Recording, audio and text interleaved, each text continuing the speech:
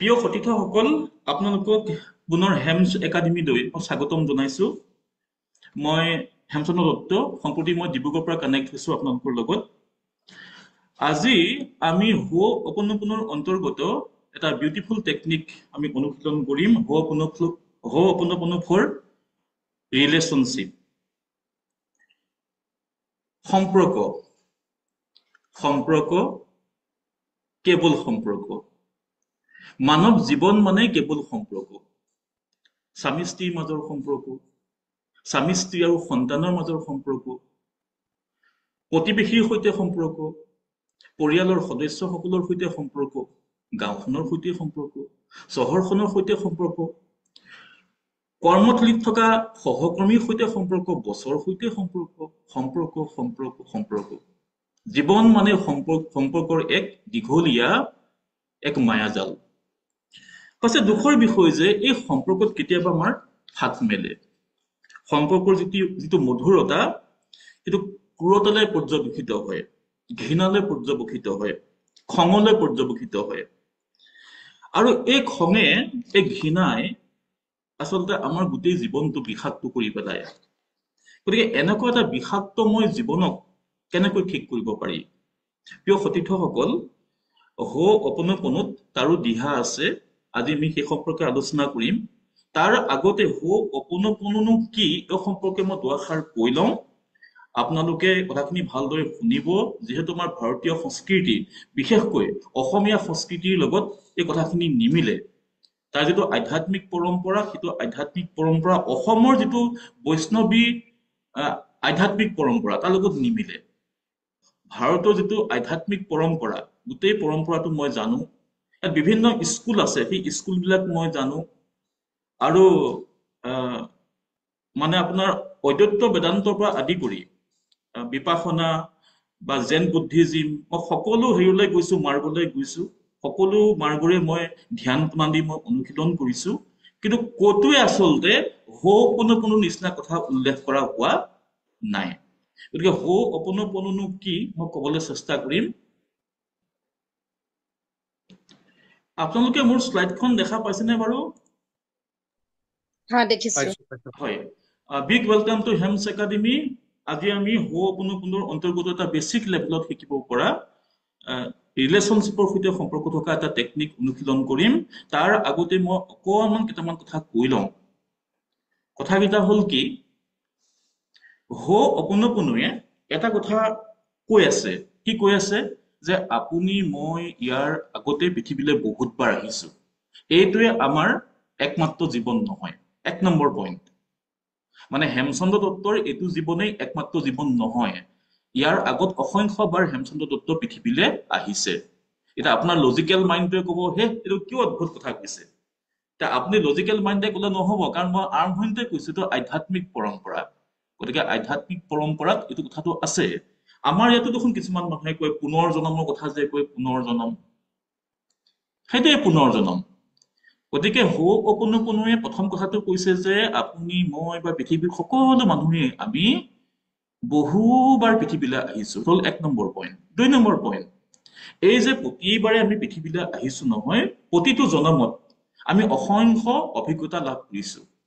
আৰু সেই অভিজ্ঞতাবিলাক স্মৃতিৰ আকাৰত এজন ব্যক্তিৰ যে ছাবকনচিয়াছ মাইণ্ড, যাক অসমীয়াত কোৱা হয় অৱচেতন মন, সেই ছাবকনচিয়াছ মাইণ্ড বা অৱচেতন মনত থাকি যায়। সেই স্মৃতিবিলাকৰ কিছুমান ইতিবাচক আৰু কিছুমান নেতিবাচক। সেইটো হ'ল দুই নম্বৰ পইণ্ট। তিন নম্বৰ পইণ্ট, আজি এই মুহূৰ্তত আপোনাৰ মোৰ জীৱনত যিবোৰ ঘটনা ঘটি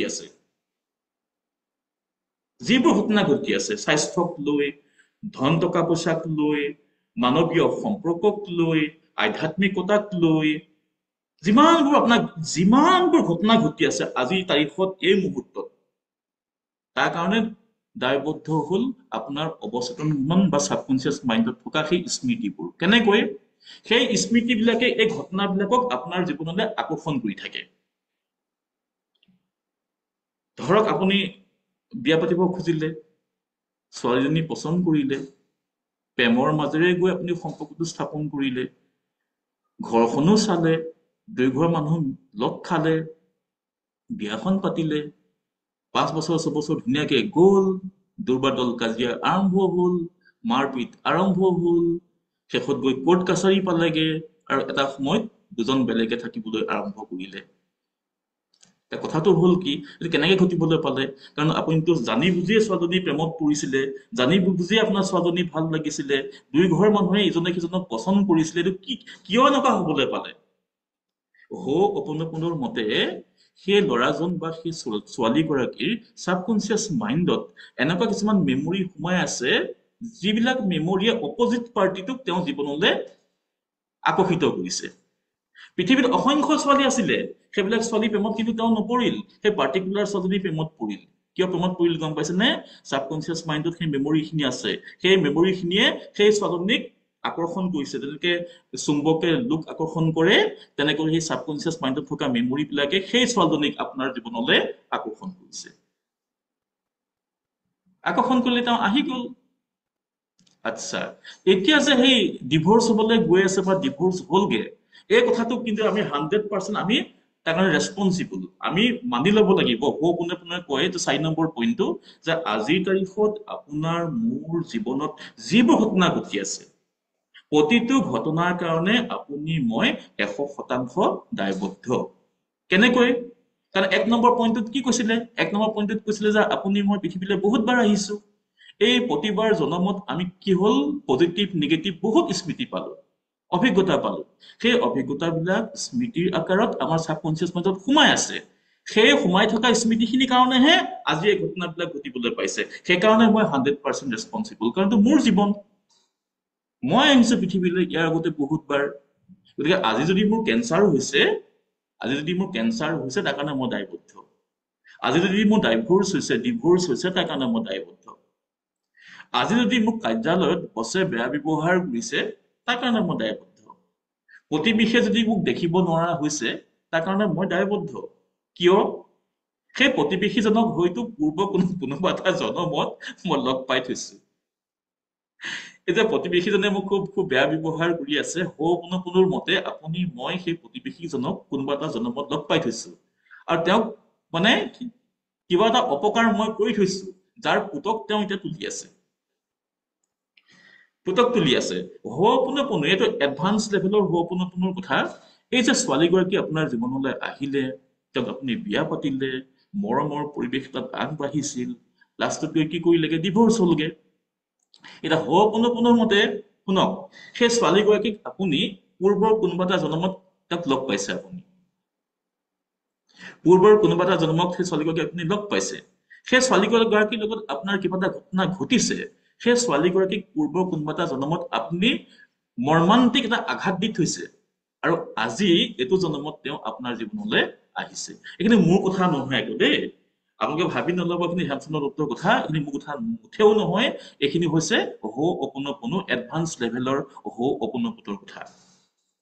ইমানখিনি সময় মই যিখিনি কথা কলো, এই কথাখিনি শুনি চাগে আপোনালোকৰ মনলৈ ভাৱ এটা আহিছে, বা ভয়ংকৰ কথা কৈ আছে, যে ছাবকনচিয়াছ মাইণ্ডত, অৱচেতন মনত যদি ইমানবোৰ নিগেটিভ স্মৃতি আছে, তেতিয়াহ'লেতো নহব নহয়, কি কৰিম এতিয়া? হোপোনোপোনে কৈছে একো চিন্তা কৰিব নালাগে, উপায় এটা আছে। উপায়টো কি? সেই স্মৃতিবিলাকক ছাবকনচিয়াছ মাইণ্ডৰ পৰা ধুনীয়াকৈ হটাব পাৰি, ডিলিট মাৰিব পাৰি। আৰু যিটো প্ৰক্ৰিয়াৰ যোগেদি এই ছাবকনচিয়াছ মাইণ্ডত থকা নিগেটিভ স্মৃতিবোৰক, নেতিবাচক স্মৃতি তাক ডিলিট মাৰিব পাৰি, তাৰ নামেই হৈছে হোপোনোপোনো। প্ৰিয় সতীৰ্থসকল, হোপোনোপোনো হৈছে হাৱাই দ্বীপৰ এটা আধ্যাত্মিক পৰম্পৰা। হাৱাই দ্বীপটো আছে প্ৰশান্ত মহাসাগৰীয় অঞ্চলৰ এটা দ্বীপ। তাৰ মানুহখিনি নিৰক্ষৰ মানুহ, কিন্তু তেওঁলোক অতি আধ্যাত্মিক মানুহ। অতি যে আধ্যাত্মিক, তাৰ এটা উদাহৰণ মই আপোনালোকক দিওঁ দেই, আপোনালোকে আচৰিত খাব। কেনেকুৱা ধৰণৰ আধ্যাত্মিক মানুহ, এটা সৰু উদাহৰণ দিওঁ। ধৰক বিপ্লৱ মহন্ত আৰু হেমচন্দ্ৰ দত্ত, আমি দুয়ো হাৱাই দ্বীপৰ মানুহ ধৰি লৈছো দেই। যোৱা ৰাতি সপোনত ধৰক মই বিপ্লৱ মহন্তক মই দেখিলো, আৰু বিপ্লৱ মহন্তক সপোনত মই ঢেৰ গালি পাৰিছো। মই কি বুলি কৈছো? বিপ্লৱ মহন্তৰো ঘৰ হাৱাই দ্বীপত, হেমচন্দ্ৰ দত্তৰো ঘৰ হাৱাই দ্বীপত। মই কালি সপোনত বিপ্লৱ মহন্তক দেখিলো, আৰু বিপ্লৱ মহন্তক মই ঢেৰ গালি পাৰিছো সপোনত। এতিয়া ৰাতিপুৱা সাৰ পাই মই এতিয়া কি কৰিম গম পাইছে নে? মানুহবোৰ কেনেকুৱা, মই বিপ্লৱ মহন্তৰ ঘৰলৈ যাম, গৈ বিপ্লৱ মহন্তক মই ক্ষমা খুজিম। ক্ষমা কিয় খুজিম যে বসন্ত যোৱা ৰাতি মই সপোনত আপোনাক দেখিলো সপোনত দেখি পানি মই আপোনাক ঢেৰ গালি পাৰিছো গম পাইছে নে সপোনত গতিকে মই ক্ষমা খুজিবলৈ আহিছো ভাবকচোন আপোনালোকে সপোনত মই বিপ্লৱ মহন্তক দেখিছো সপোনত বিপ্লৱ মহন্তৰ লগত মই কাজিয়া কৰিছো ৰাতিপুৱা শুই উঠিয়ে মই বিপ্লৱ মহন্তৰ ঘৰলৈ গৈছো ক্ষমা খুজিছো ভাই যোৱা ৰাতি এনেকুৱা হল নহয় সপোনততো মই তোমাক ঢেৰ গালি পাৰিছো আই এম চৰি কিমান হাই লেভেলৰ স্পিৰিচুৱেলিটি ভাবকচোন অলপ কল্পনা কৰকচোন লজিকেল মাইণ্ডে কি বুলি ক'ব সেই সপোনততো আমি ঢেৰ কথা দেখি থাকো হৈ থাকে দেখিলে আৰু সপোনত বিপ্লৱ মহন্ত বেয়াকে ক'লে থাপৰ এটা মাৰিলে গোচা এটা মাৰিলে হ'ল আৰু কিবা এটা সেইটো আৰু পিছদিনাখন ৰাতিপুৱা গৈ ক্ষমা খুজিবলগীয়া কথা নাই তেওঁলোকে ইমান এটা উচ্চ স্তৰীয় আধ্যাত্মিক পৰম্পৰা তেওঁলোকে ৰক্ষা কৰি চলিছে শতিকা শতিকা ধৰি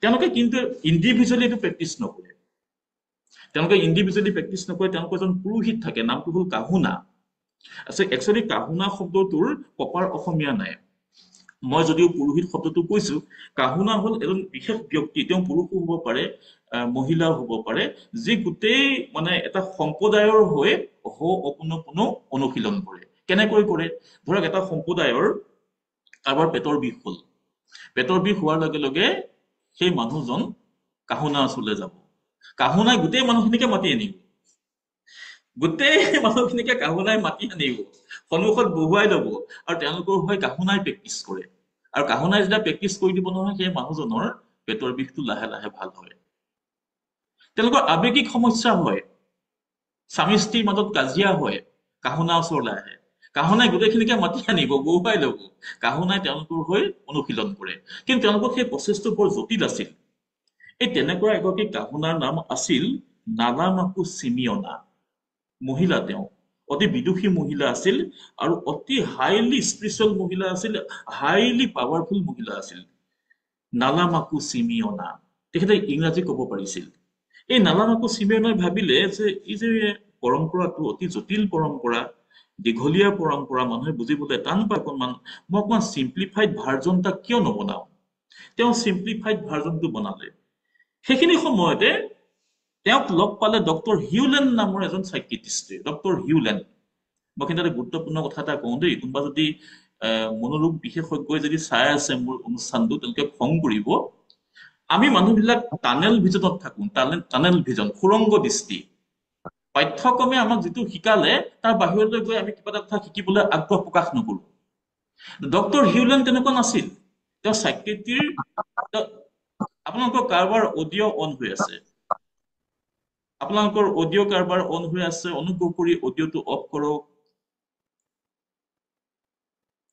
কাৰোবাৰ অডিঅ' অন হৈ আছে কৰিছে দিয়ক বন্ধ কৰিছে হয় ডক্টৰ হিউলেন তেওঁ প্ৰথাগত চাইকিয়াট্ৰিষ্ট নাছিল তেওঁ ভাবিছিল যে মেডিচিনে মোক মডাৰ্ণ মেডিচিনে যিবোৰ কথা শিকাইছে তাৰ বাহিৰত গৈও কিবা এনেকুৱা আছে নেকি যাৰ যোগেদি মানুহক হিল কৰিব পাৰি ডক্টৰ হিউলেনে লগ পালে এই লেডিগৰাকী নালামাকু চিমিয়না তেখেতৰ পৰা এডভান্স হো'পোনোপোনো তেওঁ শিকিলে এডভান্স হো'পোনোপোনো শিকাৰ পিছত তেওঁ অনুশীলন কৰিবলৈ আৰম্ভ কৰিলে সেইখিনিতে এটা ঘটনা ঘটিল হাৱাই যিখন চেণ্ট্ৰেল জেইল সেইখন চেণ্ট্ৰেল জেইলত প্ৰায় 300 মানে পগলা ৰোগী আছিল অলমষ্ট ইনচেণ্ট পগলা ৰোগী আছিল সেই হস্পিটেলখনলৈ কি কৰে ঘনাই ঘনাই ডাক্তৰ মাতে চৰকাৰে ডাক্তৰ মাতে কোনোবাজন ডাক্তৰ থাকিব 2 মাহ 3 মাহ তাত টিকিব নোৱাৰে মানে টিকিব এই কাৰণে নোৱাৰে এই যে 300 ইনমেট আছে অথবা পগলা ফাটেক বুলিয়ে ক'ব লাগিব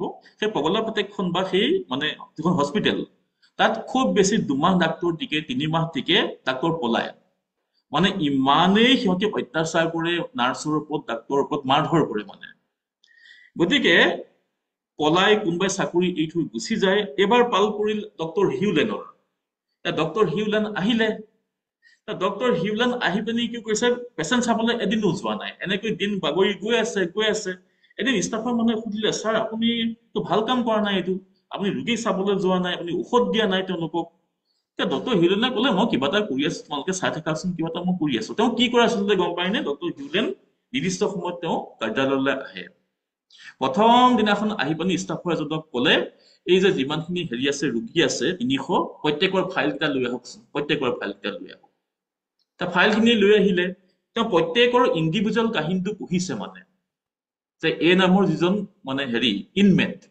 ৰোগী তেওঁনো কি কাৰণে ইয়ালৈ আহিবলগীয়া হ'ল তেওঁ কাহিনীটো কি তেওঁ কিমানটা খুন কৰিছে তেওঁ কিমানটা মাৰ্ডাৰ কৰিছে তেওঁ কিমানটা ৰেপ কৰিছে তেওঁ ক্ৰাইম বিলাক কেনেকুৱা কিমান বয়সৰ পৰা কৰিছে আৰু কেনেকৈ আহি পিনি তেওঁ ইয়াত এই হস্পিটেলখন পালেহি তেনেকৈ এই 300 ৰোগীৰ ফাইলখিনি তেওঁ পঢ়িলে তেওঁ পঢ়িলে তেওঁ আহে নিৰ্দিষ্ট সময়ত অফিচলৈ দুৱাৰ খোলে দুৱাৰ বন্ধ কৰে তেওঁ মানে কি কৰে এটা ফাইল সন্মুখলৈ উলিয়াই লয় ধৰক এই নামৰ যিজন কৈদী বা ইনচেণ্ট মানুহ তেওঁৰ ফাইলটো উলিয়াই লয় ফাইলটো তেওঁ পঢ়ে ফাইলটো পঢ়ি থকাৰ সময়ত তেওঁ মানে হৃদয়লৈ যিখিনি আবেগ অনুভূতি আহে সেই আবেগ অনুভূতিখিনিক তেওঁ ক্লিন কৰি পেলায় হোপনপনো প্ৰেক্টিচ কৰি পেলানি তেওঁ ক্লিন কৰি পেলায় ডেইলি এই কামটো কৰি থাকে ধৰক বি নামৰ ৰোগীজনৰ ইনচেণ্ট মানুহ যিহেতু তেওঁৰ ফাইলটো তেওঁ পঢ়ি আছে ফাইলটো পঢ়ি থাকোঁতে ধৰক তেওঁ ঘৃণা আহিছে মনলৈ সেইটো ফাইল পঢ়ি থাকোঁতে মনলৈ ঘৃণা আহিলে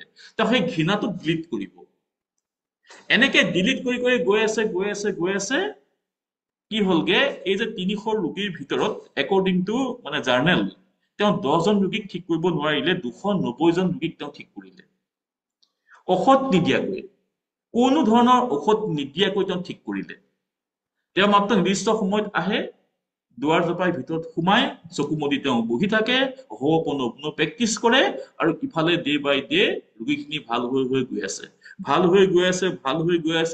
গৈ আছে নাৰ্ছক লগত তেওঁলোকৰ ব্যৱহাৰ পাতি ভাল হ'বলৈ আৰম্ভ কৰিলে শেষত গৈ তেওঁলোকক এই যে জেলত যে ভৰাই থয় নহয় তাৰ পৰা উলিয়াই মুকলিলৈ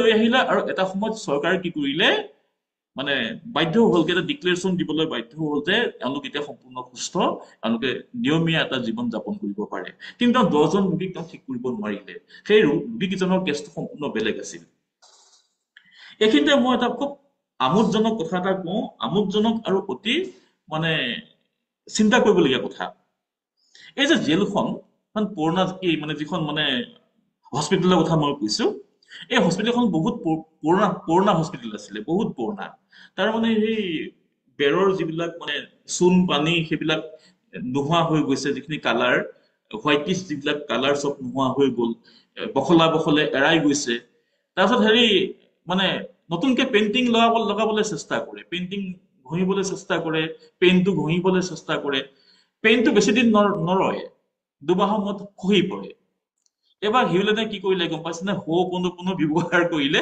বিল্ডিংটোৰ ওপৰত হোপনপনো তেওঁ ব্যৱহাৰ কৰিছে বিল্ডিংটোৰ ওপৰত মানে বিল্ডিংটোত কি কৰে ৰিপেয়াৰমেণ্ট কৰিবৰ কাৰণে চেষ্টা চলাই ৰং সানিবলৈ চেষ্টা চলাই ৰংটো নেলাগে বা লাগিলেও কি হ'ব দুমাহ এমাহৰ পিছতে ৰংখিনি বখলে এৰাই গুচি যায় এবাৰ কি কৰিলে ডক্টৰ হিউলেনে ঘৰটোৰ ওপৰত মানে হোপনপনো প্ৰয়োগ কৰিলে তেওঁ হোপনপনোটো কেনেকুৱা আছিলে Hello my building, thank you, I love you. If I am unkind or uncaring towards you, I am sorry, please forgive me, thank you, I love you. হিউলেনে কৈছে যে যেহেতু সেই ঘৰটোত দুৰ্ধৰ্ষ এই কয়দী কিজন আছিল বা এই মানে ইনচেণ্ট পেচেণ্ট কিজন আছিল সেই ইনচেণ্ট পেচেণ্ট কিজনৰ প্ৰতি যে এই ষ্টাফৰ মানুহখিনিয়ে বা কাষৰ মানুহখিনিয়ে যিটো ঘৃণা ভাৱ পুহি ৰাখিছিলে সেই ঘৃণা ভাৱটো সম্প্ৰসাৰিত হৈ গোটেই বিল্ডিংটোতে বিয়পি পৰিলে মানে বিল্ডিংটোৰ প্ৰতিও মানুহৰ ঘৃণা ভাৱ আছে ডক্টৰ হিউলেনে এবাৰ বিল্ডিংটোৰ ওপৰত হোপনপনো ব্যৱহাৰ কৰিলে যে বিল্ডিংটোৰ ওপৰত হোপনপনো ব্যৱহাৰ কৰিলে পুনৰ যেতিয়া মানে পেইন্ট লগাই দিলে নহয় পেইন্ট লগাই দিয়াৰ লগে লগে পেইন্ট লাগি গ'ল এবাৰ পেইন্ট কিন্তু হোৱা নাই তাৰ পৰা এৰাই অহা নাই ইমানে হোপনপনোৰ মানে আছে পাৱাৰ আছে এইখিনি আপোনালোকে অনুশীলন কৰিলে গম পাব এটা কথাটো হ'ল কি আজি আমাৰ আলোচনাৰ বিষয় হৈছে মানে ৰিলেশনশ্বিপ কেনেকৈ ঠিক কৰিব পাৰি এটা এইখিনি দুটা প্ৰশ্ন আছে ৰিলেশনশ্বিপ মানে ধৰক আপোনাৰ ঘৰত হাই কাজিয়া লাগি আছে হাজবেণ্ড ওয়াইফৰ লগত হিওটা বিষয় বলে হাজবেণ্ড আপোনাৰ জীৱনৰ পৰা ওলাই গৈছে একেবাৰে ওয়াইফ একেবাৰে আপোনাৰ জীৱনৰ পৰা ওলাই গৈছে হিওটা বেলেগ বিষয় বা আপুনি কোনোবা কাৰ্যালয়ত কাম কৰে আপোনাক বছে দেখিব নোৱাৰে হিওটা বেলেগ বিষয় বা আপোনাক প্ৰতি বিষয়ে দেখিব নোৱাৰে বেলেগ বিষয় তে কথাটো হ'ল কি হোপনপনৰ বেসিক লেভেলত আমি কৰিব পৰা তিনটা কাম আছে এই তিনটা কামৰ কথা মই আজি কৈ লওঁ প্ৰথম কথাটো হ'ল ৰাতিপুৱা শুই উঠি মই ইতিমধ্যে তিনটা চেষ্টাত কৈছো আপোনালোকক শুই উঠি আপোনালোকে ফৰগিভনেছ যিটো মেডিটেশ্যন সেইটো অনুশীলন কৰিব আমি ফৰগিভ কিয় কৰিব লাগে মই আকৌ কৈছো হয়তো কোনোবা নতুন সদস্য আজি সংযুক্ত হ'ব পাৰে আমি আনক ক্ষমা এই কাৰণে কৰিব লাগে যদি আমি আনক ক্ষমা নকৰো আমাৰ সাইকোসোমেটিক ডিজিজ হ'ব ধৰক আমাৰ অসুখ হৈ আছে ডাক্তৰ ওচৰলৈ গলো মেডিকেল টেষ্ট কৰিবলৈ দিলে সব ৰিপৰ্ট আহিছে নৰ্মেল সব নৰ্মেল এই তেনেকুৱা বেমাৰবিলাকক কোৱা হয় সাইকোসোমেটিক ডিজিজ আৰু দুখৰ কথা যে সাম্প্ৰতিক সময়ত মানুহৰ সাইকোসোমেটিক ডিজিজৰ সংখ্যা বহুত বাঢ়িছে তাৰমানে মানুহে ভিতৰত খং পুহি ৰাখিছে খুব পুহি ৰাখিছে মানুহৰ প্ৰতি ঘৃণা পুহি ৰাখিছে বিদ্বেষ পুহি ৰাখিছে সেইখিনিক যদি আমি ৰাতিপুৱা ভাগতে আমাৰ সিস্টেমটোৰ পৰা বডি মাইন্ড সিস্টেমটোৰ পৰা আমি আউট কৰি নলওঁ তা হোপনপনে কৈছে যে ৰাতিপুৱা শুই উঠক বাহিৰ ফুৰি আহক চকীখনতে ভালকে বহক চকু মুদক কাক কাক ক্ষমা কৰিবলগীয়া আছে আপুনি এফালৰ পৰা ক্ষমা কৰি যাওক আৰু ক্ষমা কেনেকৈ কৰিব লাগে সেই প্ৰচেছটো মই অলৰেডি আপোনালোকক শিকাইছো এটা কথাটো হ'ল কি কাৰোবাৰ মনলৈ এটা প্ৰশ্ন আহিব পাৰে যে মোৰ লগত দেখোন হাজবেণ্ডৰ ডিভোৰ্স হলেই মই হাজবেণ্ডক মই ক্ষমা কৰিব লাগিব নালাগে আপুনি ক্ষমা কৰিব লাগিব 100% কৰিব লাগিব অলপ বেছিকেহে কৰিব লাগিব কেলে কৰিব লাগিব গম পাইছেন নে যেহেতু আপোনাৰ হাজবেণ্ডৰ লগত ডিভোৰ্স হৈছে নহয় তেওঁৰ প্ৰতি আপোনাৰ এতিয়াও খং আছে ক্ষোভ আছে বিদ্বেষ আছে সেইখিনি আপুনি অতৰাব লাগিব নিজৰ ভালৰ কাৰণে নহলে আপোনাৰ সাইকোসোমেটিক ডিজিজ হ'ব আৰু যদি আপুনি ক্ষমা কৰি নিদিয়ে এডভান্স হোপনপনে কি কৈছে সেই মানুহজনক হয়তো আপুনি আকৌ আহিব নহয় পৃথিৱীলৈ আপুনি আকৌ আহিব আৰু তেওঁ আকৌ আহিব পৃথিৱীলৈ গতিকে আপুনি যদি এতিয়া তেওঁক ফৰগিভ নকৰে অহা জন্মত তেওঁ আপোনাক আকৌ দেখা দিব ক'ৰবাত জীৱনৰ নিজৰ ৰাজকুমাৰী হাঁহি আছে জীৱনৰ কোনোবা এটা আলি কেঁকুৰি তেওঁ আকৌ ওলাবহি গতিকে তেওঁক চিৰবিদায় দিব লাগিব চিৰবিদায় দিবলৈ হলে এই ফৰগিভনেছ মেডিটেশ্যন এইটো হ'ল ৰাতিপুৱা কৰিব ইনাৰ চাইল্ড মেডিটেশ্যন সেইটো হ'ল আপোনালোকে সন্ধিয়া কৰিব আৰু আজি মই যিটো শিকাম সেইটো হ'ল 3 নম্বৰটো পিটিশ্যন টু দা সাবকনচিয়াছ মাইণ্ড এতিয়া কাৰোবাৰ এইখিনিলৈকে কিবা খোকোজা আছে নেকি মোক সোধকচোন কিবা খোকোজা আছে নেকি প্ৰথমে মই কলো যেটো হাৱাই দ্বীপৰ টেকনিক দ্বিতীয়তে কলো তেওঁলোক সাংঘাতিক আধ্যাত্মিক মানুহ সপোনতে যদি কাৰোবাক বেয়া ব্যৱহাৰ কৰিছে পিছদিনাখন ৰাতিপুৱাই গৈ সেই মানুহ ঘৰ ওলাইগে তাক ক্ষমা খোজে বুজিছা যোৱা ৰাতি সপোন দেখিছো নহয় সপোনত মই তোমাক বহুত বেয়া ব্যৱহাৰ কৰিলো আই এম সৰি সিমানখিনিলৈকে যোৱা মানুহ তেওঁলোক গতিকে সেই পৰম্পৰাটো আমাৰ অসমত থাকি ভাৰতত থাকি সেইটো উপলব্ধি কৰিবলৈ আমাৰ বহু যুগ লাগিব এতিয়া কথাটো হ'ল কি প্ৰথমতে সেই বস্তু তেওঁলোকে নিজৰ মাজতে ৰাখিছিলে নালামাকো চিমিয়না নামৰ এই লিডিগৰাকীয়ে মানে বিশ্ববাসীৰ সন্মুখত উদঙাই দিলে ডক্টৰ হিউলেনে সেইটো কি কৰিলে শিকি আহি পেচেণ্টৰ ওপৰত প্ৰয়োগ কৰিলে আৰু পাছত কি হ'ল ডক্টৰ হিউলেনে চাকৰি এৰি দিলে চাকৰি এৰি দি তেওঁ গোটেই জীৱন তেওঁ আচলতে কি কৰিলে হোপনপনো তেওঁ শিকাই গ'ল মানুহক সেমিনাৰ দিয়ে টক দিয়ে ৰব দেই মই এই স্লাইডখন পাৰ হৈ গৈ বেলেগ এখন স্লাইড দেখাব গৈছো জপিয়াই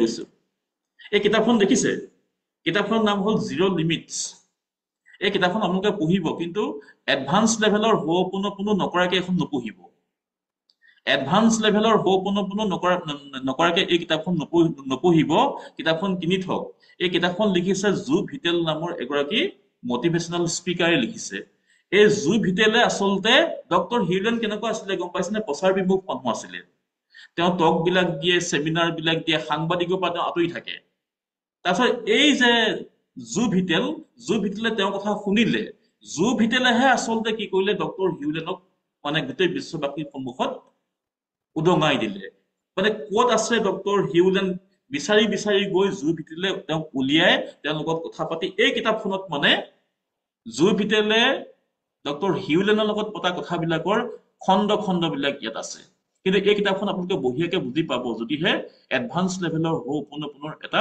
কোৰ্স আপোনালোকে মোৰ লগত কৰে মই আকৌ ঘূৰি আহিছো আগৰ হিটলৈ ঘূৰি আহিছো মই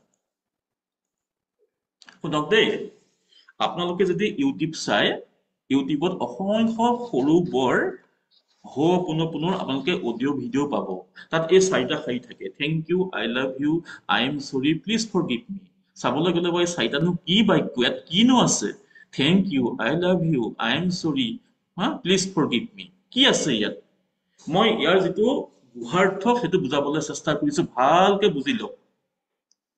গুহাৰ্থটো মই ভালকে বুজাবলৈ চেষ্টা কৰিছো, বুজিবলৈ চেষ্টা কৰক। Thank you, I love you, I am sorry, please forgive me. আচ্ছা, থেংক ইউ বুলি কোনে কাক কৈছে? I love you বুলি কোনে কাক কৈছে? I am sorry বুলি কোনে কাক কৈছে?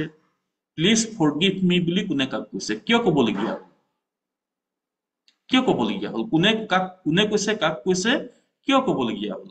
প্ৰথমতে মই I am sorry টোৰ পৰা আৰম্ভ কৰিছো দেই, I am sorry টোৰ পৰা। আচ্ছা, তাৰমানে মই প্ৰথমটো যিটো সেশন লৈছিলো তাত মই 4টা মনৰ কথা কৈছিলো, conscious mind, unconscious mind, সাবকনচিয়াছ mind আৰু সুপাৰ কনচিয়াছ মাইণ্ড। হোপনত আমি মাত্ৰ 2টা মাইণ্ডৰ কথা আলোচনা কৰো, সেইটো হ'ল কনচিয়াছ মাইণ্ড আৰু সাবকনচিয়াছ মাইণ্ড। এই যিটো কথোপকথন, এটা কথোপকথন চলি আছে, এই কাৰ মাজত চলি আছে? কনচিয়াছ মাইণ্ড আৰু সাবকনচিয়াছ মাইণ্ডৰ মাজত। কনচিয়াছ মাইণ্ডে সাবকনচিয়াছ মাইণ্ডক কৈছে আই এম সৰি। কিয় ক'বলগীয়া হ'ল? তাৰমানে যিহেতু হেমচন্দ্ৰ দত্তই এইটো জন্মত বা ইয়াৰ আগৰ জন্মত এনেকুৱা কিছুমান কাম কৰি থৈছে, তাৰ নেতিবাচক স্মৃতি হেমচন্দ্ৰ দত্তৰ সাবকনচিয়াছ মাইণ্ডত সোমাই আছে। সেইকাৰণে হেমচন্দ্ৰ দত্তই তেওঁৰ সাবকনচিয়াছ মাইণ্ডক কৈছে I am sorry, please forgive me. Please forgive মি বুলি কি কাৰণে ক'বলগীয়া হ'ল? যে হেমচন্দ্ৰ দত্তই ক্ষমা খুজিছে, কৈছে যদি সম্ভৱ হয় তুমি সেইখিনি ডিলিট মাৰি দিয়া। সাবকনচিয়াছ মাইণ্ডক কৈছে যে এইটো জন্মে মোৰ জন্ম নহয়, ইয়াৰ আগতো মই বহুতবাৰ পৃথিৱীলৈ আহিছো, হয়তো কোনোবা এটা জন্মত মই নকৰিবলগীয়া কিবা কাম কৰি থৈছো যাৰ স্মৃতি মোৰ সাবকনচিয়াছ মাইণ্ডত সোমাই আছে। সেইকাৰণে কনচিয়াছ মাইণ্ডে সাবকনচিয়াছ মাইণ্ডক কৈছে I am sorry, please forgive me. Clear? এতিয়া প্ৰথম বাক্যটোলৈ মই যাওঁ, thank you, I love you. তাৰ মানেটো কি? শুনক, এতিয়া সাবকনচিয়াছ মাইণ্ডত যে অকল নেতিবাচক স্মৃতিয়ে সোমাই আছে তেনেকুৱাটো নহয়, ইতিবাচক স্মৃতিও সোমাই আছে। আপোনাৰ মোৰ জীৱনত যে সদায় নেতিবাচক ঘটনাই ঘটি আছে তেনেকুৱা নহয়, ইতিবাচক ঘটনাও ঘটিছে।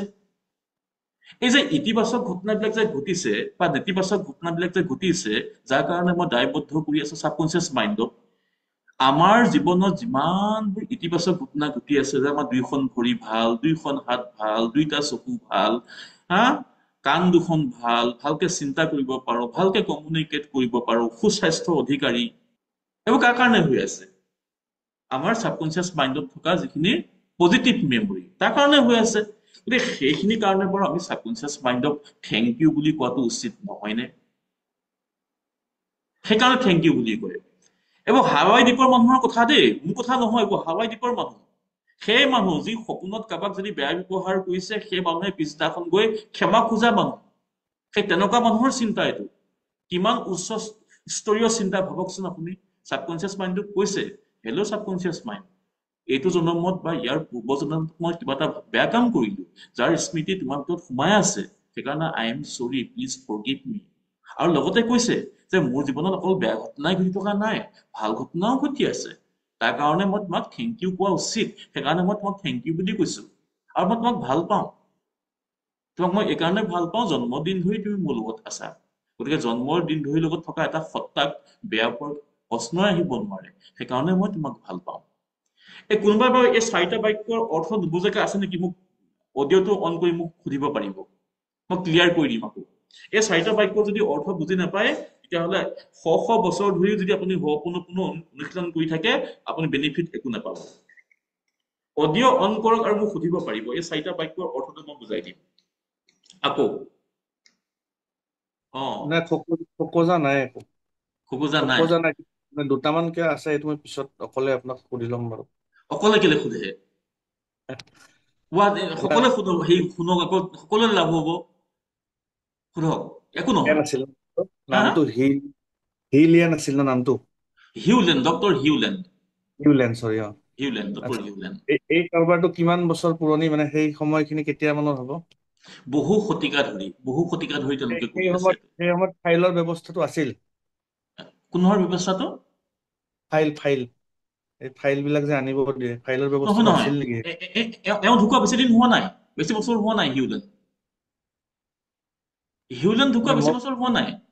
সেই কথাটো কৈছো, মানে তেওঁ এই হয়, প্ৰেক্টিচ কেতিয়া কৰিছিল? হিউলেণ্ড ঢুকুৱা বেছি বছৰ হোৱা নাই। আৰু ইতিমধ্যে মই যিখন কিতাপ দেখালো, হিউলেণ্ডৰ লগত হয়, হোৱা সাক্ষাৎকাৰ, নহয় নহয়, হিউলেন বুজিছো খুব হিউলেনে হিউলেন প্ৰেক্টিচটো খুব কেতিয়া বেছি আৰম্ভ পৃথিৱীৰ পৰা যোৱা হিউলেন খুব বেছি যদি গৈছে 20 বছৰ হৈছে তেওঁ পৃথিৱীৰ পৰা যোৱা খুব কৰিছে? বেছি তেওঁ 20 বছৰ প্ৰেক্টিচটো তাৰমানে ধৰি লওক 60-70 মান হয় য়েছ 1960 হয় মানত কৰিছিল চাগে।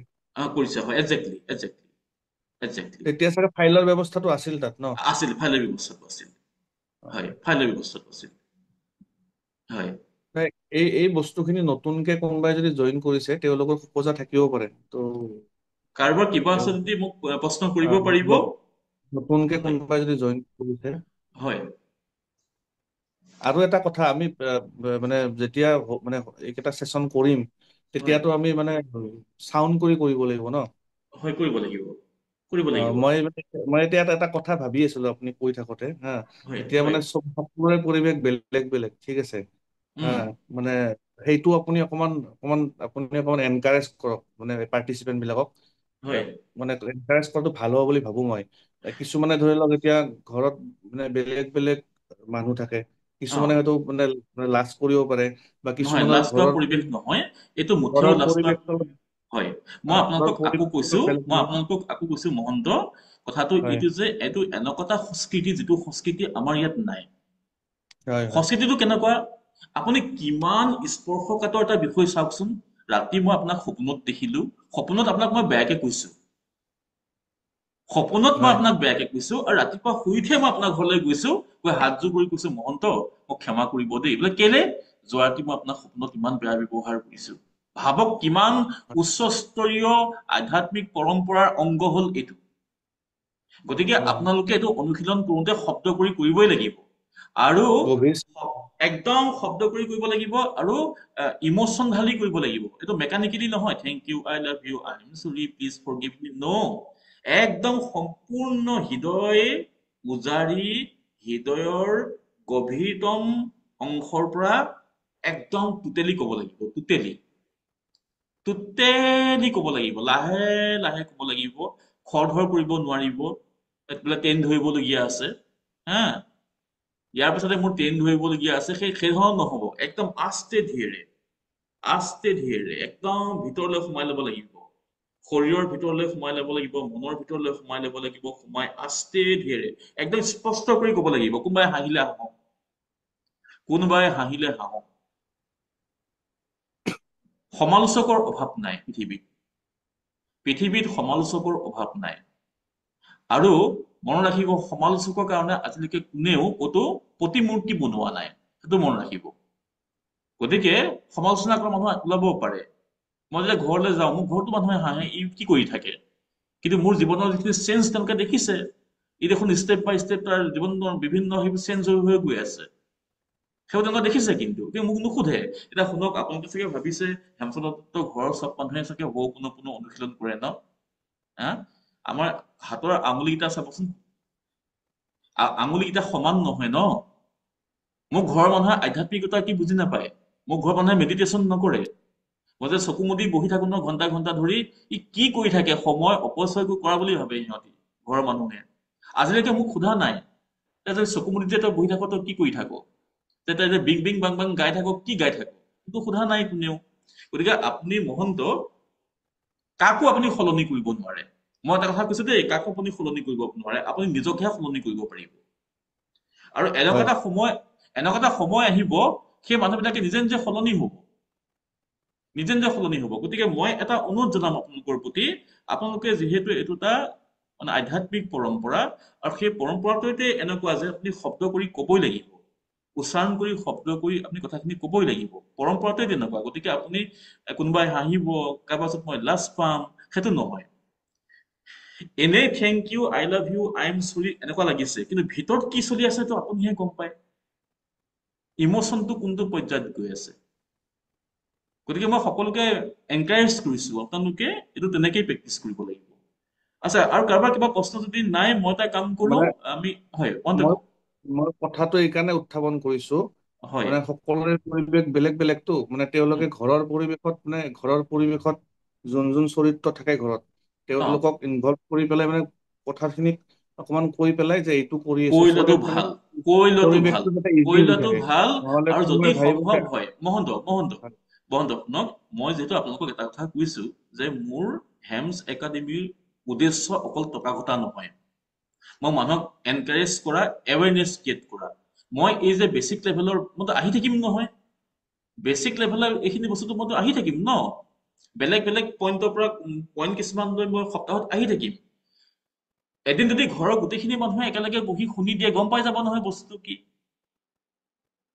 এই বস্তুটো মহন্ত অসমত একেবাৰে নতুন আৰু মই ভাবি আছো কিন্তু ভুল হ'বও পাৰে বা শুদ্ধ হ'ব পাৰে অসমত ট্ৰেইনাৰ টিচাৰ চাগে মই নেকি একমাত্ৰ পুনৰ মোৰ তেনেকুৱা ধৰণৰ ধাৰণা হয় একমাত্ৰ ট্ৰেইনাৰ টিচাৰ চাগে অসমত মই গতিকে তেনেকুৱা এটা পৰিৱেশত য'ত মানুহে এই বস্তুটো শিকা নাই হেৰি কৰা নাই এনেকুৱা এটা হ'বই আৰু যেতিয়া মানুহে নিজে লাইফত এক্সপিৰিয়েঞ্চ কৰিব চেঞ্জবোৰ আহিব চেঞ্জবোৰ অহাৰ লগে লগে মানুহৰ আত্মবিশ্বাস বাঢ়ি যাব নহয় চেঞ্জবোৰ অহাৰ লগে লগে আত্মবিশ্বাস বাঢ়ি যাব আত্মবিশ্বাস বঢ়াৰ লগে লগে মানুহক ক'বলৈ আৰম্ভ কৰিব মানুহক ক'বলৈ আৰম্ভ কৰাৰ লগে লগে মানুহে শিকিবলৈ আগ্ৰহ প্ৰকাশ কৰিব দেই কিন্তু আপোনালোকে ইউটিউবত চাই এই চাৰিটা বাক্যৰ যিটো অৰ্থ মিনিং আপোনালোকে নাপায় আৰু তেওঁলোকে এই কথাখিনি জানে ইউটিউবত যিখিনি মানুহে দি থৈছে তেওঁলোকে জানে কিন্তু তেওঁলোকে এই কথাখিনি কৈ নিদিয়ে মই কথাটো বুজাই দিছো যে ইয়াত আই এম সৰি বুলি কনচিয়াছ মাইণ্ডে সাবকনচিয়াছ মাইণ্ডক কৈছে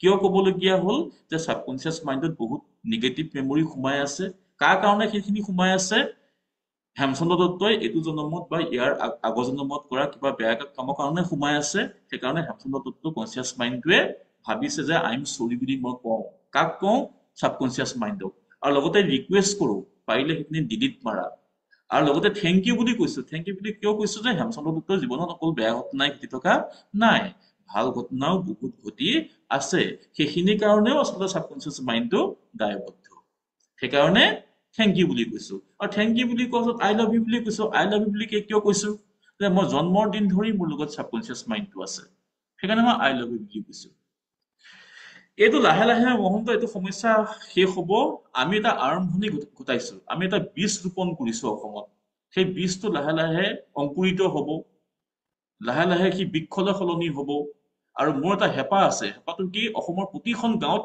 এজন সম্পূৰ্ণ হিলাৰ ওলাওক প্ৰতিখন জিলাতে সম্পূৰ্ণ এজন হিলাৰ ওলাওক এটা হিলিং পৰম্পৰা এটা আৰম্ভ হওক এইটো প্ৰেক্টিচ কৰাৰ পিছত মানুহটো সলনি হ'বলৈ বাধ্য একদম ভিতৰৰ পৰা সলনি কৰি আনিব ভিতৰৰ পৰা ভিতৰত থকা সব নিগেটিভিটি এজন মানুহৰ ভিতৰত থকা সব নিগেটিভিটি ধুৱাই মেলি সেই মানুহটোক পদ্ধতিগতভাৱে এটা ভাল ৰাস্তালৈ সি লৈ আহিব জীৱনৰ গতিপথ সি সলনি কৰিবই কৰিব ইমানেই পাৱাৰ আছে হোপন'পনত এতিয়া আহো মই এই পিটিশ্যনটো এইটো পিটিশ্যন বুলি কয় এইটো কনচিয়াছ মাইণ্ডে সাবকনচিয়াছ মাইণ্ডলে পঠোৱা এখন দৰখাস্তখন কি তোমাৰ ভিতৰত সঞ্চিত হৈ থকা সকলো স্মৃতিৰ বাবে মই দুখিত কনচিয়াছ মাইণ্ডে সাবকনচিয়াছ মাইণ্ডক কৈছে সাবকনচিয়াছ মাইণ্ড তোমাৰ ভিতৰত কিছুমান স্মৃতি সোমাই আছে যাৰ কাৰণে মই দুখিত কিয় যি এই আপোনাৰ ৰিলেশ্যনশ্বিপৰ যিটো সমস্যা হৈছে যাৰ লগত যিটো সমস্যা হৈ আছে সেই সমস্যাটো সেই ৰঙা আখৰটো দেখা পাইছে নে বাৰু সংঘাত শব্দটো দেখা পাইছে নে সংঘাতটো সেই য'ত ৰঙা আখৰ দিয়া আছে তাত আপুনি আপোনাৰ সমস্যাটো লিখিব লাগিব ধৰক কাৰোবাৰ বছৰৰ লগত সম্পৰ্কটো বেয়া কিন্তু বছৰৰ লগত যে সম্পৰ্ক বেয়া সেইখিনিত সেইটো ক'ব লাগিব ধৰক এতিয়া তোমাৰ ভিতৰত সঞ্চিত হৈ থকা সকলো স্মৃতিৰ বাবে মই দুখিত যি বছৰ লগত সংঘাতৰ ৰূপত সম্প্ৰতি মোৰ জীৱনত প্ৰতিভাত হৈছে আকৌ কৈছো তোমাৰ ভিতৰত সঞ্চিত হৈ থকা সকলো স্মৃতিৰ বাবে মই দুখিত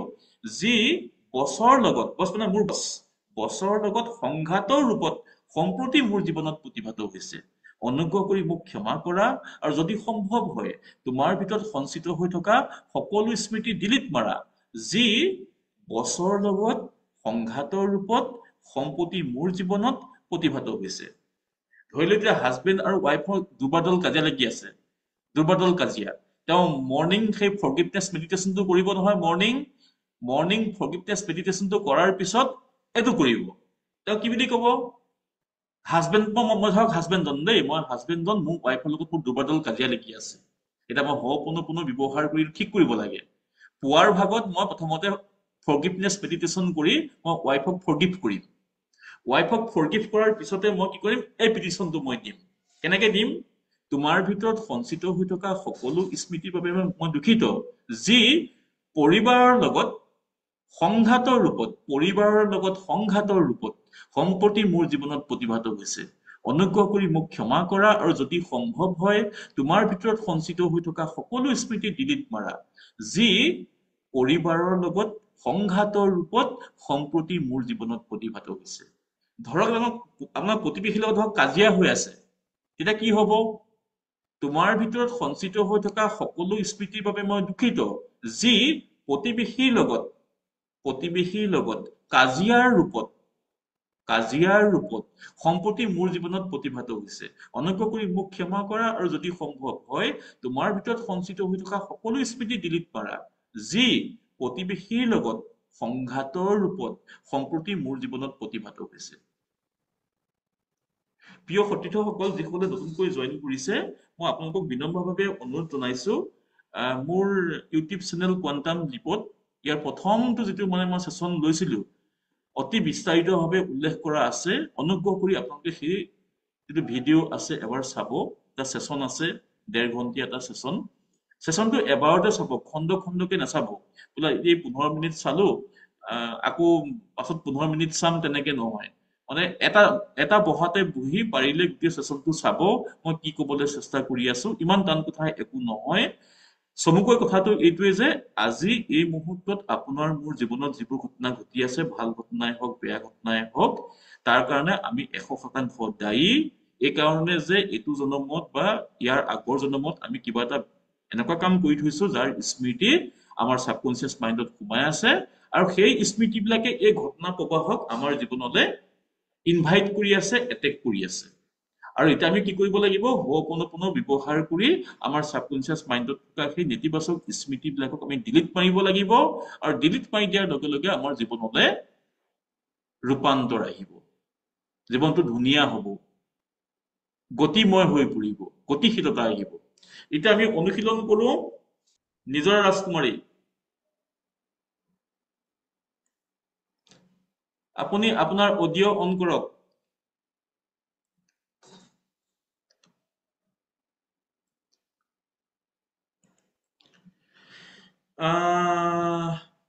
যেহেতু মোৰ ৰেকৰ্ডিং চলি আছে ৰেকৰ্ডিং অন হৈ আছে প্ৰথমতে নিজৰ ৰাজকুমাৰী কক আপুনি কাৰ হৈ কৰিব কাক আপুনি ক্ষমা কৰিব খোজে মানে কাৰ লগত ৰিলেশনশিপটো আপুনি ঠিক কৰিব খোজে বা সেইটো ৰিলেশনশিপৰ পৰা আপুনি ওলাই আহিব খোজে কাৰ লগত এটো কক ক'ব লাগিব হয় কক এক্স হাজবেণ্ড আচ্ছা তেন্তে আপুনি লাইফলৈ আকৌ ইনভাইট কৰিব নোখোজে নে কৰিব খোজে ওকে হ'ব আপুনি পুৱাৰ ভাগত ফৰগিভনেছ মেডিটেশ্যন অনুশীলন কৰিব তেওঁক সম্পূৰ্ণকৈ তেওঁক ফৰগিভ কৰি দিব তেওঁক ফৰগিভ আপুনি কিয় কৰিব তেওঁ আপোনাৰ জীৱনলৈ কিয় আহিবলৈ পালে তাৰ কাৰণে আপুনি দায়বদ্ধ আপোনাৰ সাবকনসিয়াস মাইণ্ডত থকা মেমৰিখিনিয়ে তেওঁক খিচি টানি আপোনাৰ জীৱনলৈ আনিলে গতিকে আপুনি 100% ৰেসপন্সিবল গতিকে আপুনি পুৱাৰ ভাগত কি কৰিব লাগিব ফৰগিভনেছ মেডিটেশ্যন প্ৰেক্টিছ কৰি তেওঁক সম্পূৰ্ণকৈ তেওঁক ক্ষমা কৰি দিব লাগিব তাৰপিছত দিনটোত আপুনি যেতিয়া সময় পায়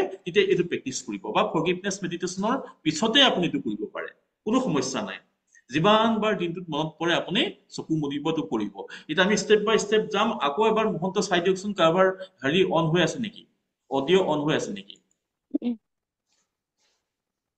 নিজৰ ৰাজকুমাৰী বাদে আৰু কাৰবাৰ অন হৈ আছে নেকি চেক কৰি দিয়কচোন এবাৰ নাই সব অফ আছে একদম সোমাই যাম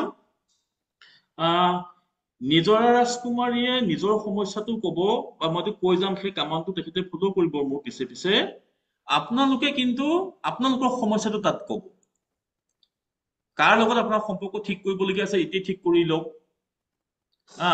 মই পংকজ দত্তক এটা কথা কম পংকজ দত্ত আপোনাৰ যদি ব্যৱসায়ৰ কথা মোক কৈছিলে গতিকে আপুনি আপোনাৰ কাস্টমাৰ লগত হেৰি কৰক দেই আপোনাৰ কাস্টমাৰ লগত এইটো ব্যৱহাৰ কৰিব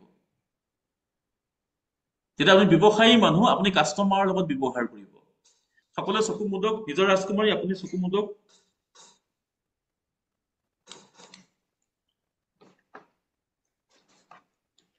কোনেও অডিও অন নকৰিব মই ভগৱানক প্ৰাৰ্থনা কৰিছো যাতে আজিয়ে নিজৰ ৰাজকুমাৰী সব হিলিং হৈ যায়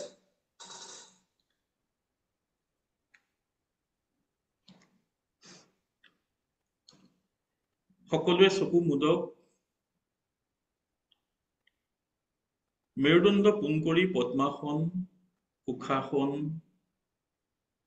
ভকত বহাৰ আসন অথবা চকী এখনত বহক। চকীত বহিলে লক্ষ্য ৰাখিব যাতে ভৰি তলুৱাৰে মজিয়া সমানে স্পৰ্শ কৰি থাকে। Feel your whole body, সমগ্ৰ শৰীৰটো মনেৰে অনুভৱ কৰক। শৰীৰটো কেনেকুৱা লাগিছে এই মুহূৰ্তত অনুভৱ কৰক। সমগ্ৰ শৰীৰটো অনুভৱ কৰক। সমগ্ৰ শৰীৰটো মনেৰে ঢিলাই দিয়ক। আমি নাৰ্ছৰ ওচৰত বেজি ল'বলৈ যাওঁ।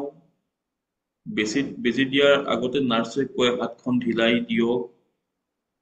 সেইখিনি সময়ত আপুনি হাতখন যেনেকৈ ঢিলাই দিয়ে ঠিক তেনেকৈ সমগ্ৰ শৰীৰটো এতিয়া ঢিলাই দিয়ক। Feel your whole body and relax your whole body. এবাৰ আপোনাৰ মনটো আপোনাৰ উশাহ নিশাহলৈ আনক। এক স্বাভাৱিক ছন্দত আপোনাৰ শৰীৰে উশাহ নিশাহ লৈ আছে। আপুনি উশাহ নিশাহৰ সেই লয়টো অনুভৱ কৰক। উশাহ সোমাইছে, নিশাহ ওলাইছে। এক স্বাভাৱিক ছন্দত, এক স্বাভাৱিক লয়ত এই ঘটনাটো ঘটি আছে, এই পৰিঘটনাটো ঘটি আছে। উশাহ নিশাহৰ এই যিটো পৰিঘটনা তাক আপুনি অনুভৱ কৰক, এৱেৰ হওক। মই এৱেৰ হবলৈহে কৈছো, মই ব্ৰিডিং এক্সাৰচাইজ কৰিবলৈ কোৱা নাই, মই প্ৰাণায়াম কৰিবলৈ কোৱা নাই। মই কৈছো যে আপোনাৰ নাকৰ যোগেদি আপোনাৰ শৰীৰে এক স্বাভাৱিক লয়ত উশাহ নিশাহ লৈ আছে। আপুনি সেই উশাহ নিশাহৰ লয়টোৰ প্ৰতি এৱেৰ হওক। মই এৱেৰ হবলৈ কৈছো আপোনাক, এৱেৰ হওক। Feel your breathing. Become conscious of your breathing. এবাৰ আপোনাৰ দুয়োখন হাত বুকুলৈ আনক। এখন হাতৰ ওপৰত ইখন হাত ৰাখক, বুকুলৈ আনক। প্ৰথমে আমি আমাৰ শৰীৰৰ লগত কথা পাতিম, শৰীৰৰ পৰা আমি মনলৈ যাম। নিজৰা ৰাজকুমাৰী, আপুনি মোৰ পিছে পিছে কৈ যাব। প্ৰথমতে আমি শৰীৰৰ লগত কথা পাতিম। এক মিনিট এক মিনিট অপনোপনৰ মতে আমাৰ শৰীৰত যিমানবোৰ কোষ আছে, প্ৰতিটো কোষৰ এটা নিজা মন আছে। আধুনিক চিকিৎসা শাস্ত্ৰৰ মতে এজন ব্যক্তিৰ শৰীৰত 60 ট্ৰিলিয়ন চেল আছে, 60 ট্ৰিলিয়ন।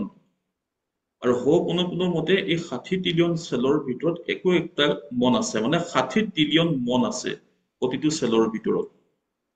ইমানেই যাতে মই বিস্ময়কৰ। এক মিনিট মই এই ঘৰত কৈ দিও মানে মোৰ হেৰি অন আছে বুলি, নহলে হুলস্থুল কৰিব। এক হয় মিনিট। হয়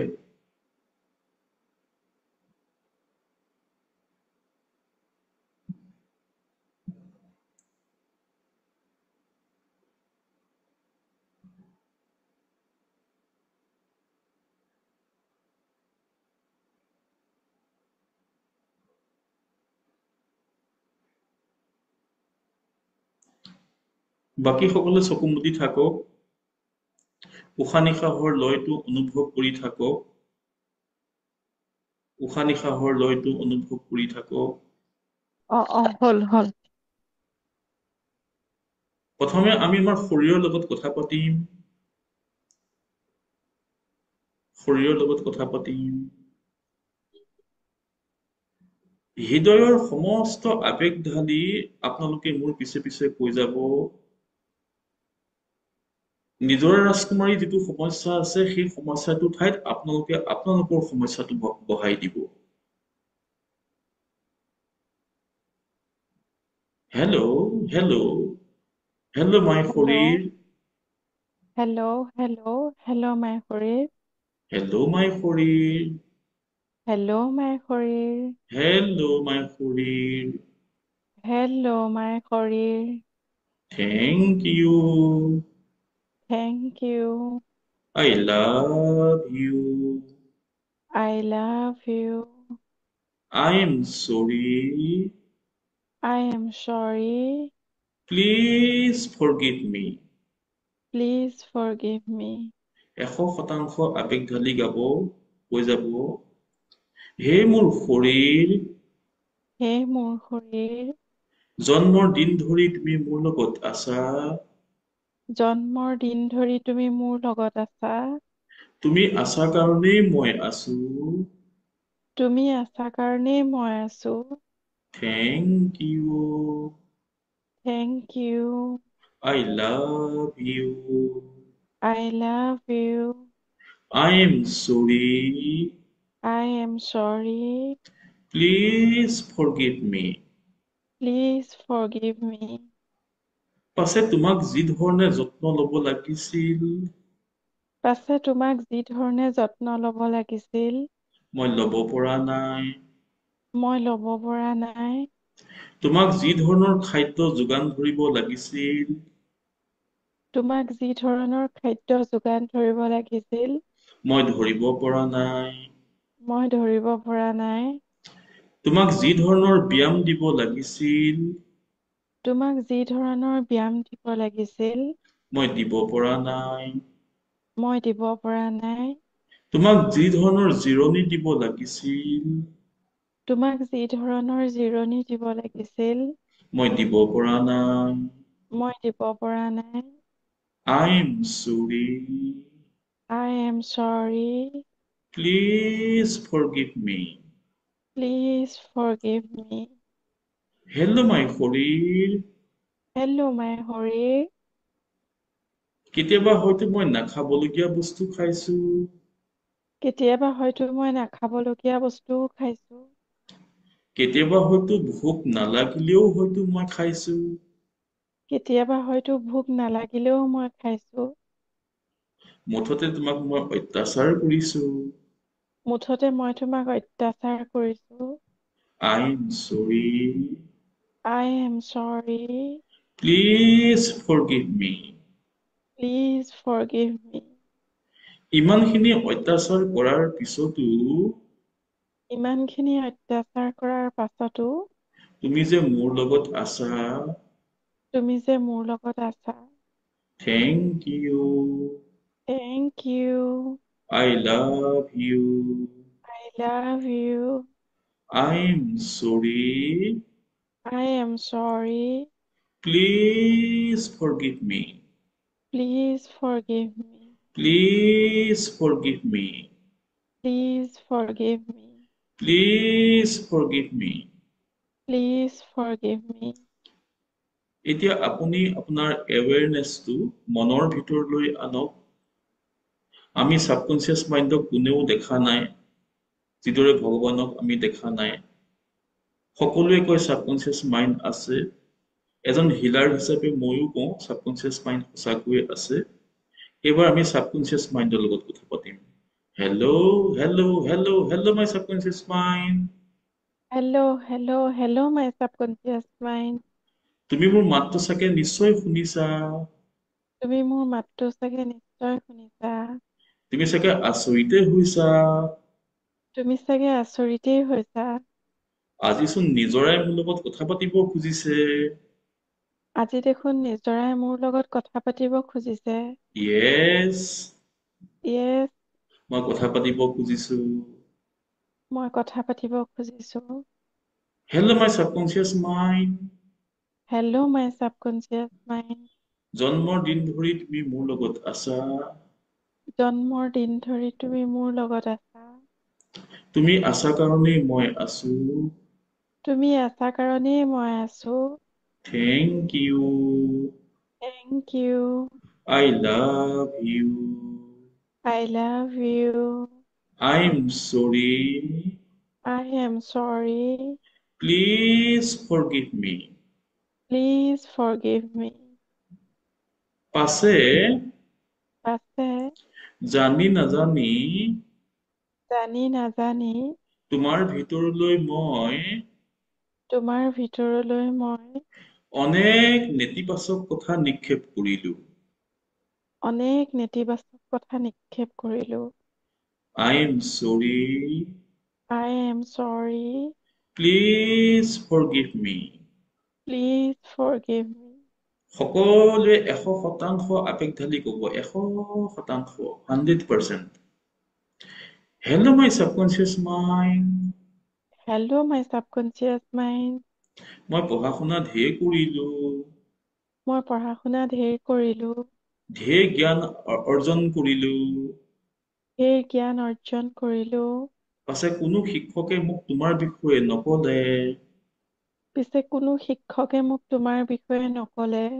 তুমি যে ইমান পাৱাৰফুল কোনেও মোক নিশিকালে। তুমি যে ইমান পাৱাৰফুল কোনেও মোক নিশিকালে।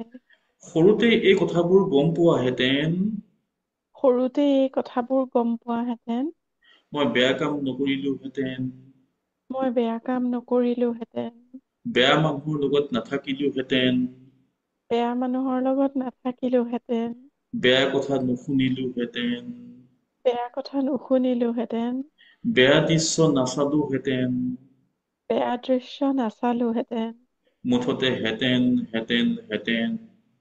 মুঠতে হেঁতেন হেঁতেন হেঁতেন। ইমানবোৰ হেঁতেনৰ কাৰণেই ইমানবোৰ হেঁতেনৰ কাৰণেই মোৰ জীৱনত দুখ হৈছে।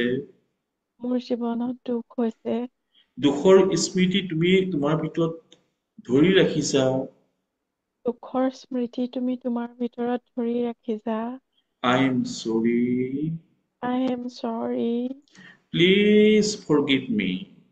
Please forgive me. I am sorry. I am sorry. Please forgive me. Please forgive me. Hello, my subconscious mind. Hello, my subconscious mind. তোমাৰ ভিতৰত সঞ্চিত হৈ থকা তোমাৰ ভিতৰত সঞ্চিত হৈ থকা সকলো স্মৃতিৰ বাবে মই দুখিত। সকলো স্মৃতিৰ বাবে মই দুখিত। যি সম্প্ৰতি যি সম্প্ৰতি স্বামীৰ সৈতে আৱেগিক সমস্যাৰ ৰূপত স্বামীৰ সৈতে আৱেগিক সমস্যাৰ ৰূপত মোৰ জীৱনত প্ৰতিভাত হৈছে। মোৰ জীৱনত প্ৰতিভাত হৈছে। সম্পূৰ্ণ আৱেগ ঢালিব, সম্পূৰ্ণ আৱেগ। অনুগ্ৰহ কৰি মোক ক্ষমা কৰা। অনুগ্ৰহ কৰি মোক ক্ষমা কৰা। আৰু যদি সম্ভৱ হয় আৰু যদি সম্ভৱ হয় তোমাৰ ভিতৰত সঞ্চিত হৈ থকা তোমাৰ ভিতৰত সঞ্চিত হৈ থকা সকলো স্মৃতিক ডিলিট মাৰা। সকলো স্মৃতিক ডিলিট মাৰা। যি সম্প্ৰতি যি সম্প্ৰতি স্বামীৰ সৈতে আৱেগিক সমস্যাৰ ৰূপত স্বামীৰ সৈতে আৱেগিক সমস্যাৰ ৰূপত মোৰ জীৱনত প্ৰতিভাত হৈছে। মোৰ জীৱনত প্ৰতিভাত হৈছে। Thank you. Thank you. I love you.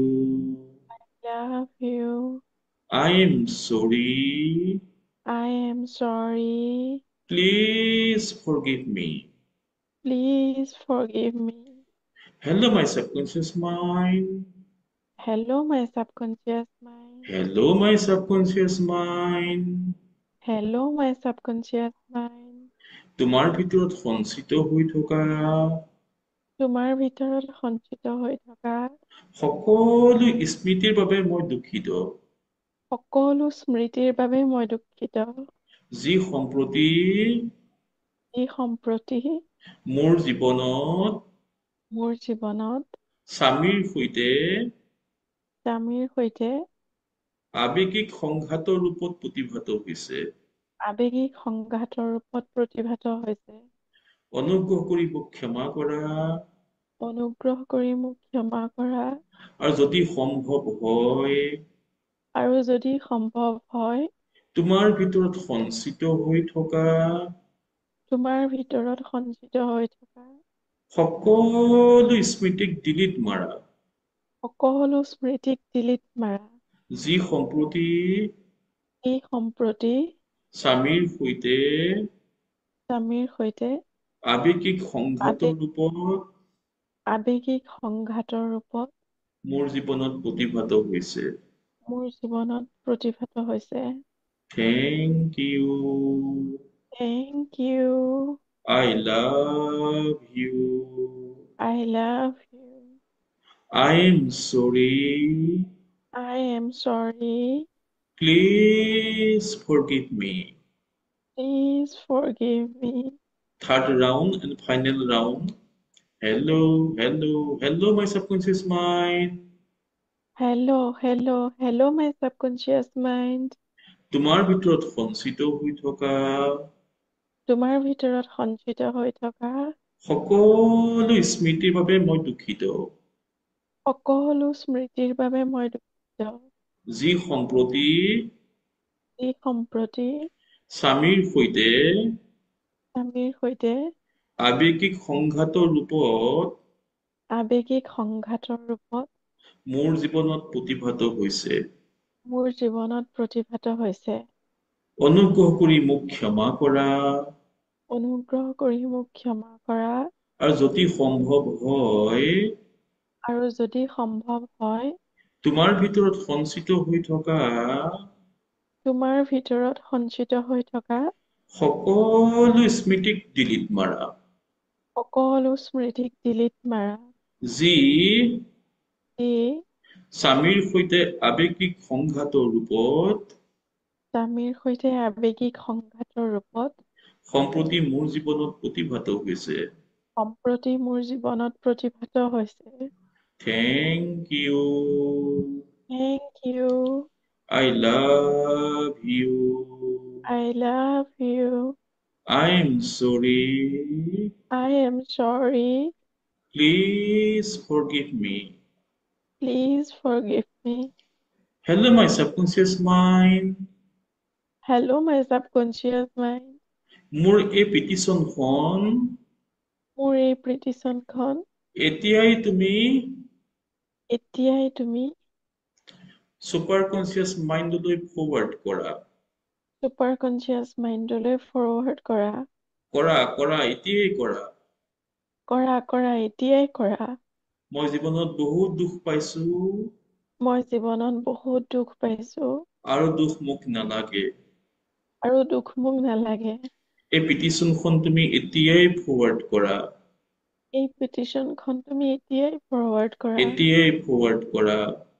এতিয়াই ফৰৱাৰ্ড কৰা। Thank you. Thank you. I love you. I love you. I am sorry. I am sorry. Please forgive me. Please forgive me. Thank you. Thank you. I love you. I love you. I am sorry. I am sorry. Please forgive me. Please forgive me. Thank you. Thank you. I love you. I love you. I am sorry. I am sorry. Please forgive me. Please forgive me. এতিয়া সকলোৱে হাত দুখন বুকুৰ পৰা তললৈ নমাওক।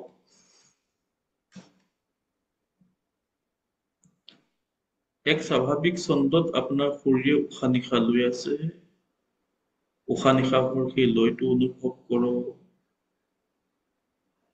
হৃদয়খন অনুভৱ কৰক। শৰীৰটো অনুভৱ কৰক। শৰীৰটো কেনেকুৱা লাগিছে, হৃদয়খন কেনেকুৱা লাগিছে, ভিতৰৰ পৰা অনুভৱ কৰক। উশাহ নিশাহৰ লয়টো অনুভৱ কৰক। মুঠতে নিজকে অনুভৱ কৰক, ভিতৰৰ পৰা কেনেকুৱা লাগিছে অনুভৱ কৰক।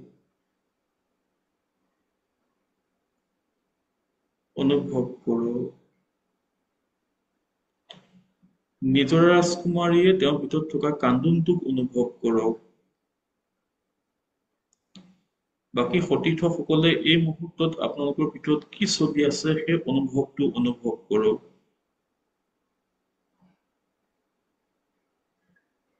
নিজৰ ৰাজকুমাৰী যদি চিঞৰি চিঞৰি কান্দিবলৈ মন গৈছে, অডিঅ'টো অফ কৰি তেওঁ কান্দিবও পাৰে। খুব কান্দিবলৈ মন গৈছে, নিজৰা ৰাজকুমাৰীয়ে অডিঅ'টো অফ কৰি হিয়লি জিয়লিকে যদি কান্দিবলৈ মন গৈছে তেওঁ কান্দিব পাৰে। Feel your whole body, relax your whole body, see your breathing.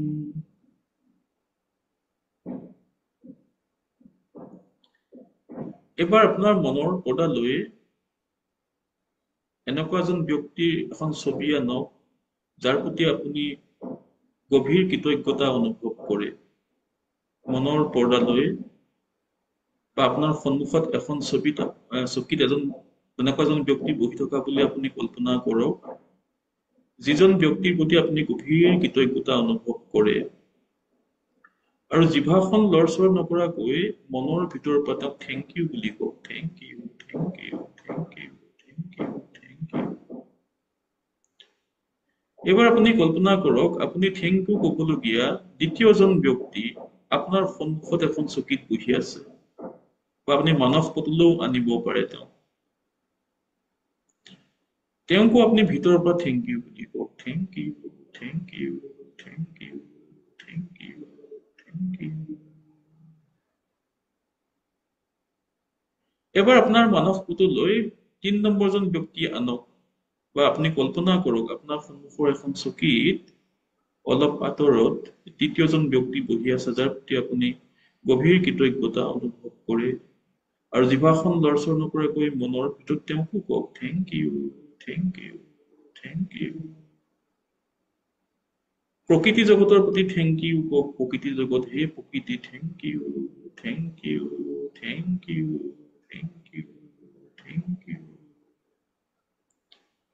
নিজকে আপুনি থেংক ইউ কওক, কাৰণ ইমান সময় চকু মুদি বহি আছে তো কম কথা নহয়। এই যে আপুনি চকু মুদি ইমান সময় বহি থাকিব পাৰিলে তাৰ কাৰণে নিজকেও থেংক ইউ বুলি কওক। Thank you, thank you, thank you, thank you. Now slowly and gently open your eyes. Slowly and gently open your eyes. Slowly and gently open your eyes. চকু খুলক আৰু এটা ৰবাস হাঁহি মাৰক, পুৰা হাঁহি মাৰক, হাঁহক, হাঁহক, হাঁহক, একদম হাঁহক, গোটেই পৃথিৱীখন উদ্ভাসিত হৈ যোৱাকে হাঁহক। মই এতিয়া এই শ্লাইডখন হেৰি কৰিব খুজিছো, ৰ'ব দেই। আপোনালোকে এই কিতাপখন অৰ্ডাৰ দিব দেই, কিতাপখন অৰ্ডাৰ দিব, কিন্তু এডভান্স হোপোনোপোনো আপোনালোকে এটা কোৰ্স মোৰ লগত কৰি ল'ব। কৰি লোৱাৰ পাছত এই কিতাপখন আপোনালোকে পঢ়িব। মই জনাত এই কিতাপখনৰ হিন্দীও হৈছে, যিসকলে ইংৰাজী পঢ়িব নোৱাৰে হিন্দী সংস্কৰণটো পঢ়িলেও হ'ব। মই হিন্দীখন চাইছো লাইব্ৰেৰীত, হিন্দীখনো ঠিকেই আছে, ভাল অনুবাদেই কৰিছে, কিন্তু আপোনালোকে এডভান্স লেভেলৰ ট্ৰেইনিংটো যদি নলয় এই কিতাপখনক বুজাত অলপ অসুবিধা আছে। ইতিমধ্যে মই মোৰ কোৰ্সৰ কথা আপোনালোকক উল্লেখ কৰিছো গ্ৰুপত, গতিকে এই বিষয়ে নতুনকৈ নাপাতো। মই ডিচেম্বৰ ১ তাৰিখত এডভান্স হোপোনোপোনৰ এটা সেশন আৰম্ভ কৰিম। ইতিমধ্যে আপোনালোকৰ মাজৰে দুগৰাকী হেৰি কৰিছে, ৰেজিষ্টাৰ কৰিছে। আপোনালোকে যদি কৰিব খোজে খুব সোনকালে আপোনালোকে হেৰি কৰিব, যোগাযোগ কৰিব, প্ৰচেছটোৰ মাজেৰে গৈ আপোনালোকে নিজকে ৰেজিষ্টাৰ কৰি ল'ব। মই ডিচেম্বৰ ১ তাৰিখৰ দিনাখন, সেইদিনাখন দেওবাৰ আছে, প্ৰথমটো সেশন ল'ম এডভান্স হোপোনোপোনৰ। আমাক শিকাওঁতে গুৰু আচলতে দুদিনত শিকাইছিলে, মই দুদিনত নিশিকাও, মই ৪-৫ দিন মান কৰিম, কাৰণ আমি অসমীয়া মানুহ, আমি এই পৰম্পৰাটোৰ লগত অভ্যস্ত হোৱা নাই ৬ ঘণ্টা ৭ ঘণ্টা ৫ ঘণ্টা অনলাইনত বহি থকাৰ। গতিকে আমি এটা কাম কৰিম, মই খণ্ড খণ্ডকে শিকাম, ৫ দিন ৬ দিনত শিকাম এডভান্স হোপোনোপোনো, আপোনালোকে অংশগ্ৰহণ কৰিব পাৰিব। এতিয়া যদি আপোনালোকৰ আৰু কিবা প্ৰশ্ন আছে মোক সুধিব পাৰিব, মই মোৰ ভিডিঅ'টো অন কৰিছো।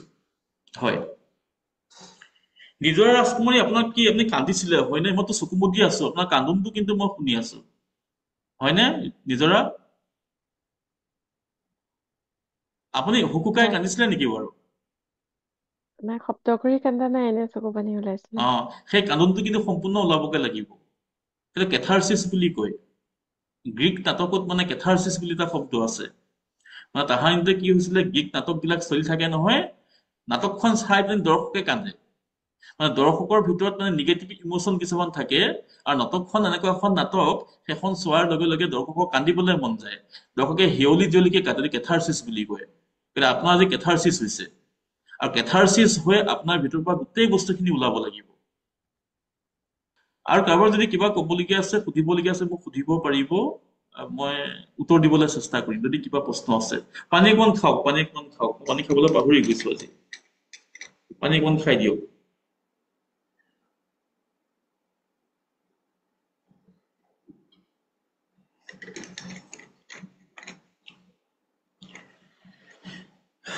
মই কৃতজ্ঞতা জ্ঞাপন কৰিছো জুমৰ প্ৰতি কৃতজ্ঞতা জ্ঞাপন কৰিছো গুগলৰ প্ৰতি কৃতজ্ঞতা জ্ঞাপন কৰিছো মোৰ যিটো ৱাইফাই আছে ৱাইফাই কানেকশ্যনটোৰ প্ৰতি মই কৃতজ্ঞতা জ্ঞাপন কৰিছো মই কৃতজ্ঞতা জ্ঞাপন কৰিছো মোৰ বিশিষ্ট শিক্ষকসকলৰ প্ৰতি মোৰ 3জন বিশিষ্ট শিক্ষক আছে যাৰ পৰা মই বহু শিকিছো মই কৃতজ্ঞতা জ্ঞাপন কৰিছো মোৰ আধ্যাত্মিক দীক্ষা দিয়া মোৰ গুৰুসকলৰ প্ৰতি মই কৃতজ্ঞতা জ্ঞাপন কৰিছো মোৰ বন্ধুবৰ্গৰ প্ৰতি যাৰ উৎসাহৰ পৰিণতিত হেমছ একাডেমীৰ জন্ম হ'ল আৰু মই ধন্যবাদ জ্ঞাপন কৰিছো আপোনালোকক যে আপোনালোকে এই বহুমূলীয়া সময়খিনি মোৰ লগত কটাইছে আপোনালোকৰ কথাখিনি জনাইছে মোৰ আগত আৰু মোৰ ভাল লাগিছে আপোনালোকৰ জীৱনবিলাক ধুনীয়া হওক আপোনালোক স্বাস্থ্যৱান হওক য়ং হওক এনাৰ্জেটিক হওক স্লিম হওক হেল্ডি হওক ধন টকা পইচাই আপোনালোকৰ জীৱন উপচি পৰক আপোনালোকৰ যিবিলাক আৱেগিক সমস্যা আছে সেইবোৰ শেষ হওক জীৱনটো মধুৰ হওক ভগৱানৰ প্ৰতি আপোনালোকৰ মতি বাঢ়ক আৰু লগতে মোৰো ভাল হওক আপোনালোকৰ লগতে মোৰো ভাল হওক গতিকে মই আজি সেশনটো ইমানতে শেষ কৰিব খুজিছো শুভৰাত্ৰি শুভৰাত্ৰি